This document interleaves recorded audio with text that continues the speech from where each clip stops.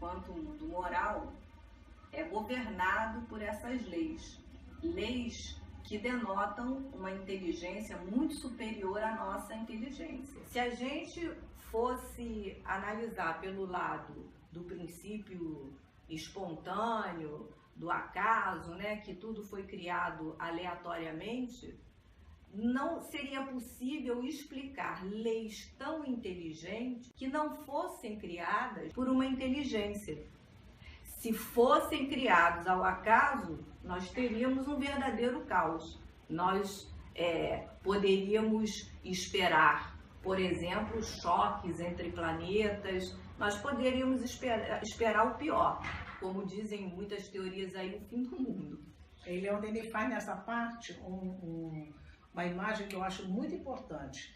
Ele fala até de um poema, mas a gente nem vai botar um poema. Nós pegamos um verso de uma poesia, um verso só, não é nem uma estrofe, um verso. E nesse verso nós cortamos as palavras. Quando eu coloco essas palavras sobre a mesa cortadas, eu tenho ali um verso, eu tenho uma parte da poesia? Eu não tenho. Porque o que faz o verso, o que faz a poesia, é a vontade da pessoa que for escrever aquele verso, o desejo que ela teve de expressar-se ali. Então, acho que Leon Denis, quando ele faz essa figura do poema, jogado as palavras ao acaso, mostra exatamente isso, que não pode ser ao acaso. Denota uma intenção, uma vontade de fazer alguma coisa que, por acaso, entre aspas, estaria totalmente enfronhada numa lei imutável. Quando Deus nos cria, como tudo na natureza, probabilidade, possibilidade. Ele nos cria princípio inteligente para chegar à angelitude. Então, esse princípio inteligente atravessa todos os reinos até poder ter condição de se chamar espírito e dali para adiante se governa. Então, como não está dizendo, princípio inteligente. Esse princípio inteligente é onde ele coloca, vamos dizer assim, a sua centelha. Ali nós começamos com o princípio inteligente. Quando nós vamos nos tornar espírito, nós já temos uma condição de, a partir dali, caminharmos sozinhos. Enquanto não houve isso, nós fomos regidos por essas leis que a Mônica acabou de falar, imutáveis. Então, nesses reinos que a inteligência vai sendo aumentada até ter condições de se chamar espírito, quem faz isso é Deus. Mas todos esses seres, isso é belíssimo, todos esses seres que estão no mundo, vamos falar da Terra, né? Eles provêm do fluido cósmico universal. Este fluido é, na Bíblia, chamado o hálito de Deus. Então, nós estamos com essa inscrição dentro de nós, a partir do momento que ele nos cria como princípio inteligente, e a partir do momento que todos nós, a nossa vida, a ambiência vital do planeta, tudo isso vem do hálito de Deus. Então, para falar rapidamente, duas inscrições que nós temos. A criação como princípio inteligente, princípio de angelitude, e o fluido cósmico universal de onde nós somos formados.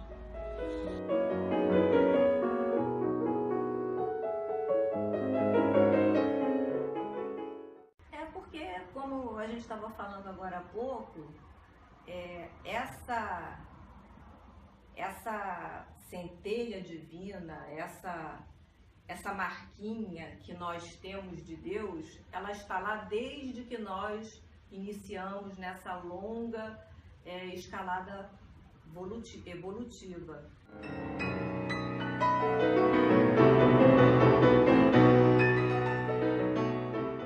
Se você não tem noção do que você está fazendo aqui, tudo mais é secundário, você está vivendo por viver, é o que a Mônica falou. É porque a frase é belíssima, né? Se você não tem essa noção, você está vivendo por quê? E não há uma pessoa na face da Terra, pelo menos em algum momento da sua vida, que não tenha pensado, o que eu estou fazendo aqui? Por que eu vivo? Né? Qual é o objetivo? Por que as pessoas morrem, os flagelos, não sei o quê? Por que eu estudo? Por que eu faço mestrado? Para quê? Se vai ficar tudo... Joana de Ângeles já disse, né, que viver por viver não é viver. Não. E eu lembro até da própria Elis Regina, que ela diz que a gente estava aqui no planeta Terra, não era para uma excursão, né? Ninguém tá aqui a tem que ter um objetivo.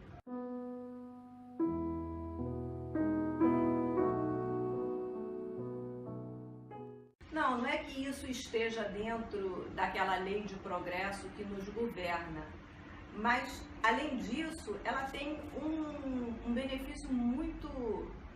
muito mais próximos a nós, espíritos imperfeitos, que é o da consolação, que é o da esperança. Porque no momento que você entende que existe uma lei maior que a tudo governa, e um objetivo, né? E um objetivo, você não precisa mais se arvorar em ser o justiceiro, o cobrador daquele que te lesou e que a justiça material não foi capaz de fazê-lo voltar atrás. Então você sabe, você tem essa certeza e isso te conforta.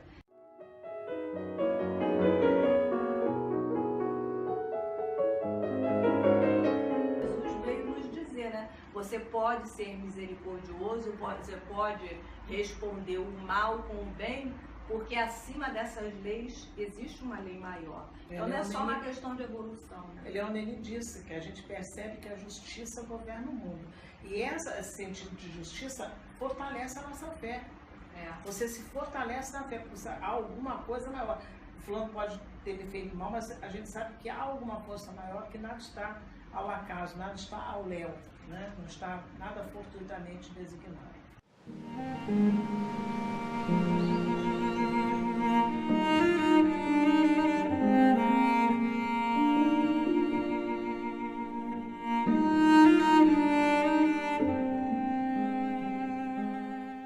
Não, isso está dentro de nós desde que a gente existe, senão esse sentimento não estaria nos nossos selvagens.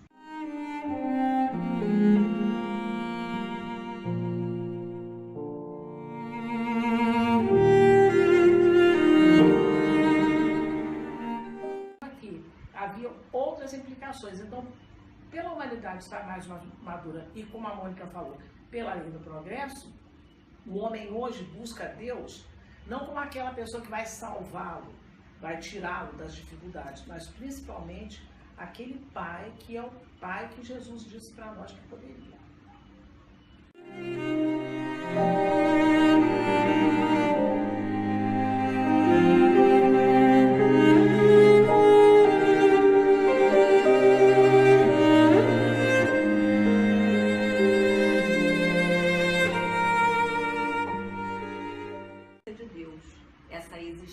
Dessa força que tudo cria e que não para de criar.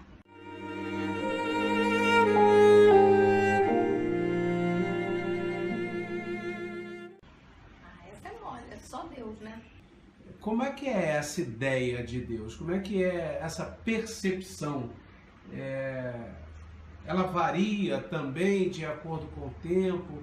Porque já que nós temos inscrito Deus em nós, através das suas leis, seguro, né? Isso pode variar de acordo com essa variação que sofrem as religiões, ou isso se constitui numa relação íntima da criatura com o seu Criador?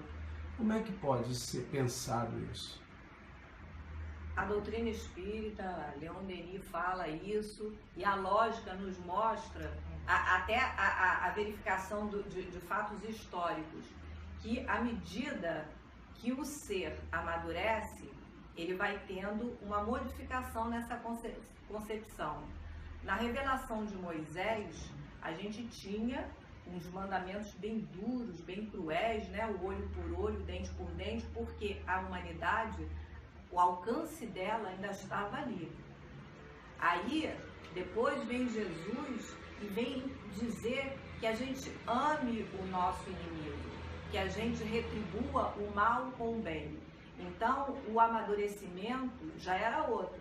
Tudo bem que tem 2000 anos, a gente ainda está engatinhando para praticar essas orientações de Jesus. Mas a gente vê que a concepção vai mudando.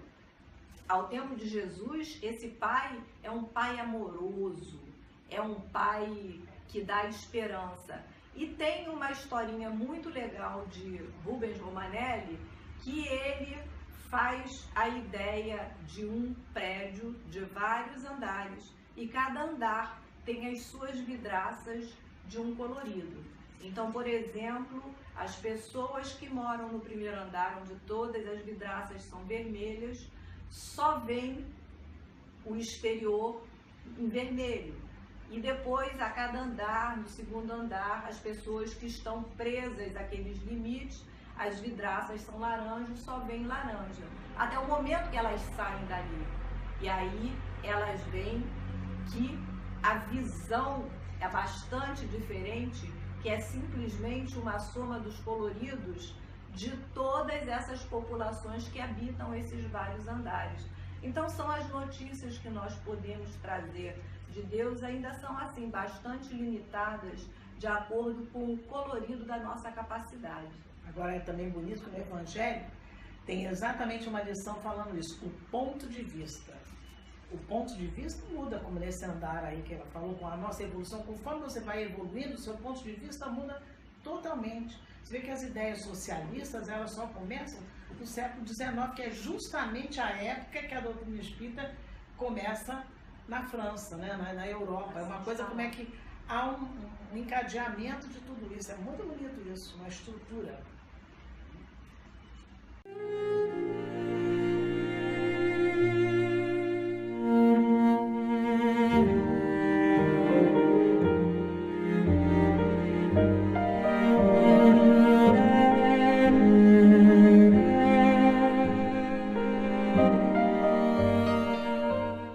Aproveitando que vocês falaram em perispírito,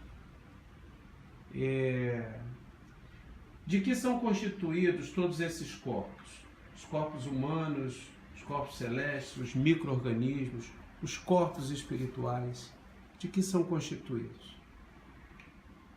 Bom, a ciência continua nessa busca, né? Procurando a base elementar de toda a matéria, e já encontrou uma partícula que batizaram como partícula divina, mas a gente tem notícias que toda essa parte, tanto os nossos corpos como os corpos celestes, tudo isso vem do fluido cósmico universal.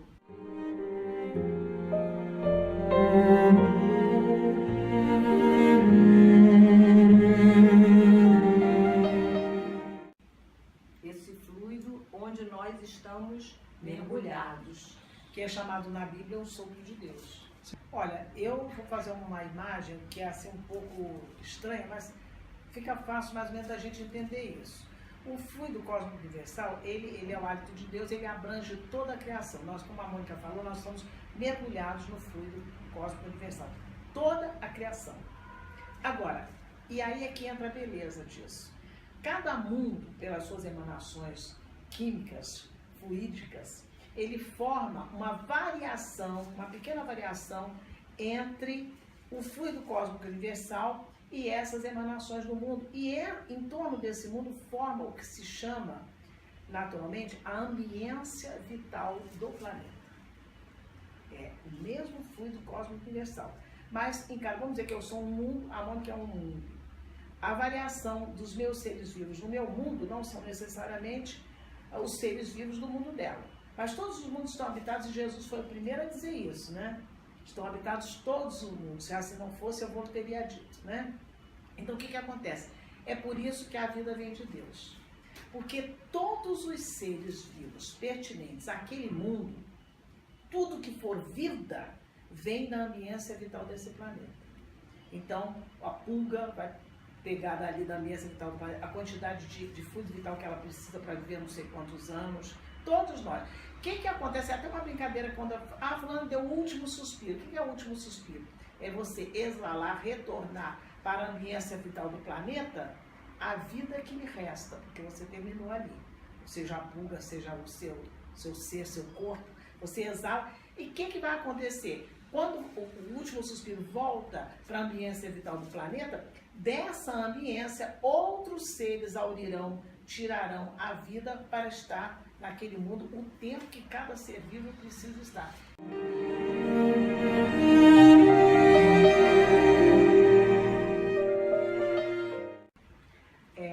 Falando sobre os flagelos, né? Na realidade, nós, seres humanos, pensantes e com a nossa visão estreita, a gente vê nos flagelos apenas a parte da destruição material.